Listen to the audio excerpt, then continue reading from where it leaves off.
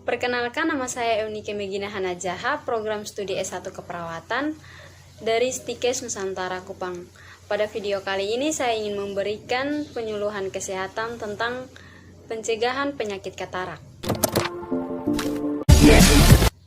Sebelum kita mengetahui pencegahan dari penyakit katarak tersebut, terlebih dahulu kita harus lebih tahu apa itu penyakit katarak. Nah, penyakit katarak ini merupakan suatu keadaan di mana lensa mata yang biasanya jernih, dia menjadi lebih keruh.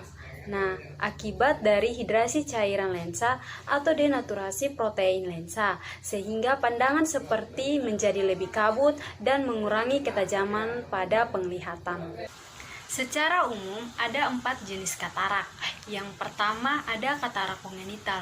Nah, pada katarak kongenital ini katarak yang mulai terjadi sebelum atau segera setelah bayi lahir dan bayi berusia kurang dari 1 tahun.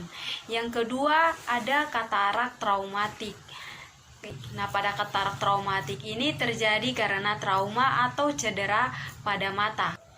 Yang ketiga, katarak komplikasi.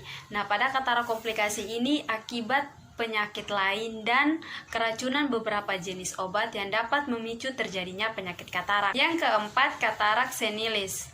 Nah, katarak senilis ini katarak yang berkaitan dengan usia. Nah, yang pertama ada proses penuaan. Nah, bagaimana proses penuaan ini bisa menyebabkan terjadinya katarak? Nah, pada lensa mata sebagian besar terdiri dari air dan protein. Namun, dengan bertambahnya usia, seseorang bisa membuat lensa mata menjadi lebih tebal dan kekurangan fleksibilitasnya. Perubahan karena bertambahnya usia ini akan memecahkan jaringan di antara lensa dan membentuk daerah berawan di antara lapisan lensa, sehingga dapat menyebabkan kekeruhan pada lensa mata. Yang kedua, riwayat trauma.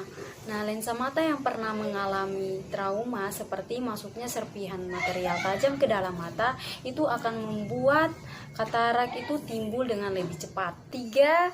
Ada infeksi pada saat kehamilan. Nah, jika pada saat kehamilan ibu mengidap infeksi, khususnya rubella, dapat menjadi penyebab utama terjadinya katarak kongenital pada anak yang akan dilahirkan. Nah, katarak kongenital ini dapat terjadi pada salah satu atau kedua mata anak tersebut. Nah, penyakit katarak ini didiagnosis terutama dengan gejala subjektif. Nah, biasanya pasien mengalami penurunan ketajaman penglihatan dan silau serta gangguan fungsional serta derajat tertentu yang diakibatkan karena kehilangan penglihatan. Berikut ada gejala objektif. Nah, pada gejala objektif ini biasanya meliputi pengembunan seperti mutiara keabuan pada pupil sehingga retina tidak akan tampak dengan menggunakan oftalmoskop. Pengobatan yang dilakukan pada penyakit katarak. Yang pertama ada operasi katarak. Nah, operasi katarak ini dilakukan agar lensa yang keruh akan diangkat dan digantikan dengan lensa plastik bening. Setelah operasi katarak, dokter akan memberikan obat tetes yang mengandung antibiotik untuk mencegah infeksi dan yang mengandung steroid guna mengurangi pembekakan. Yang kedua, pemakaian kacamata.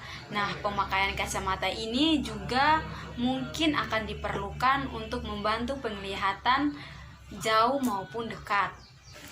Yang ketiga, konsultasikan kesehatan.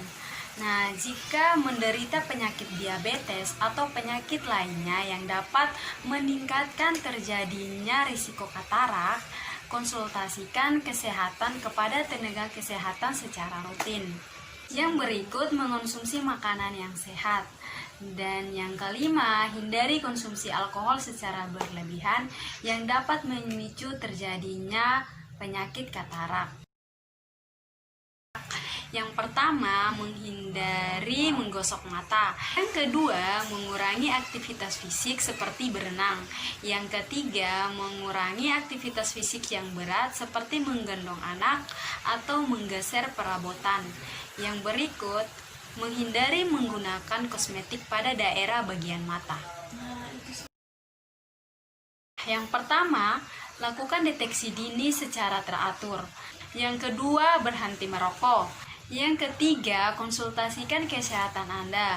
Nah, jika kalian menderita penyakit diabetes atau penyakit lainnya yang dapat meningkatkan resiko terjadinya katarak, konsultasikan kesehatan Anda kepada tenaga kesehatan secara rutin. Sekian video singkat dari saya, semoga bermanfaat.